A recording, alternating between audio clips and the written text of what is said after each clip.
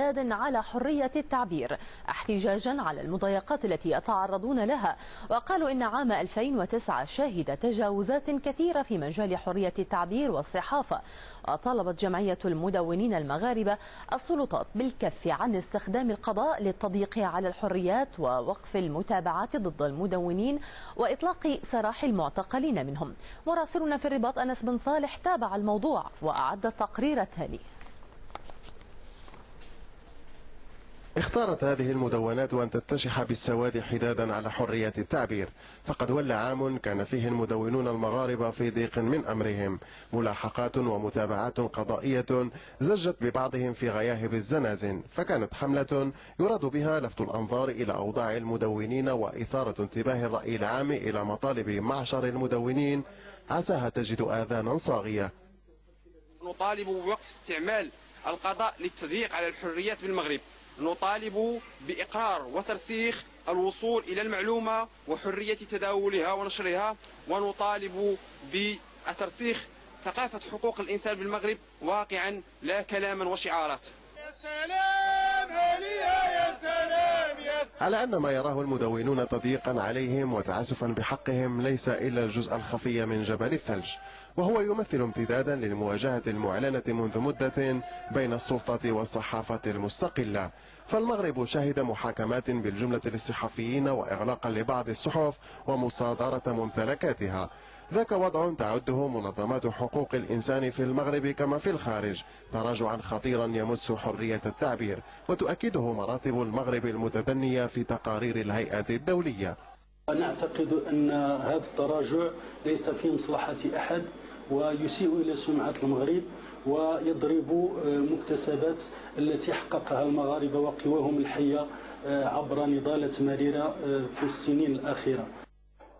ومع أن الجهات الرسمية من فكت تدفع عن نفسها تهمة قمع الحريات، إلا أن ثمة قناعة راسخة يتقاسمها الصحفيون ونشطاء حقوق الإنسان على حد سواء بأن ثمة سيفا غير مرئي مسلطا على رقابهم. مدونون يعلنون الحداد وصحفيون يأسفون على ضيق هوامش الحرية. واقع يرى كثر أنه يؤكد مخاوف قائمة من تراجعات تجعل من الكتابة الحرة في المغرب مهمة لا تخلو من مخاطر. أنس بن صالح، الجزيرة، الرباط. وينضم إلينا من الرباط سعيد بن جبلي رئيس جمعية المدونين المغاربة. سيد بن جبلي، إلى أي مدى يمكن لهذه الحملات أن تساهم في تحقيق مطالب المدونين ضد الإجراءات الحكومية؟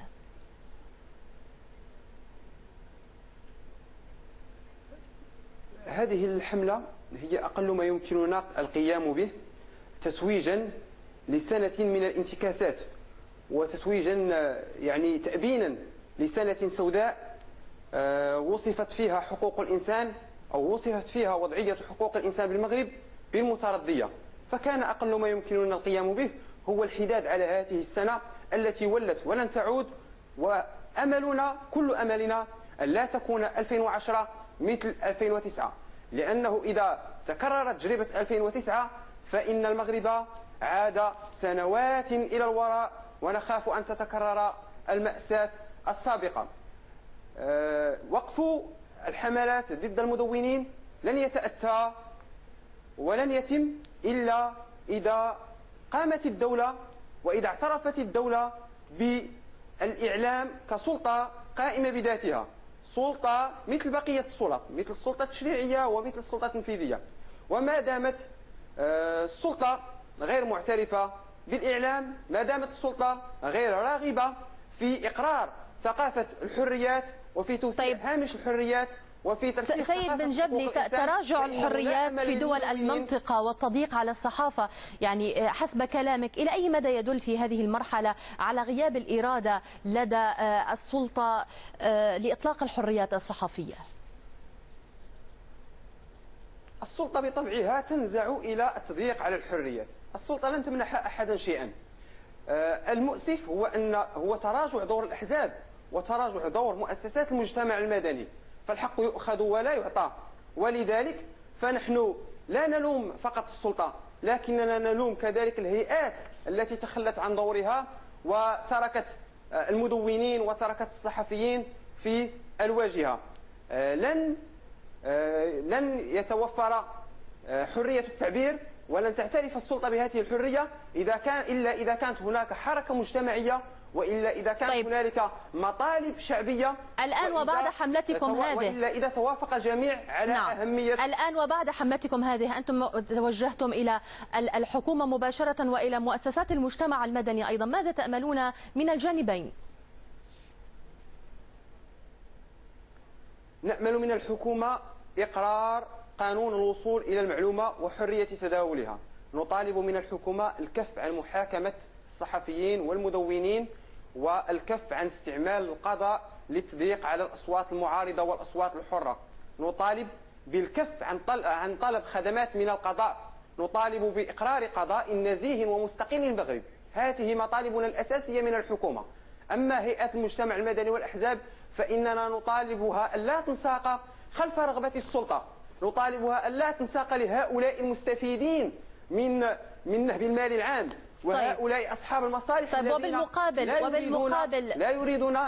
نعم، وبالمقابل سيد بن جبلي، كيف ترى إدارة أخطاء المدونين؟ كيف يجب أن يتم التعامل معها؟ المدونون بشر ويخطئون أيضا، لكن نحن في جمعية المدونين المغاربة كنا واعين منذ البدء بأن حماية المدونين تبتدئ أولا بحمايتهم من أخطائهم، ولذلك قمنا بصياغة ميثاق وهو سابقة في الوطن العربي وربما في العالم، ميثاق شرف أخلاقيات التدوين وصحافة المواطن. ينص على حقوق المدون والتزاماته.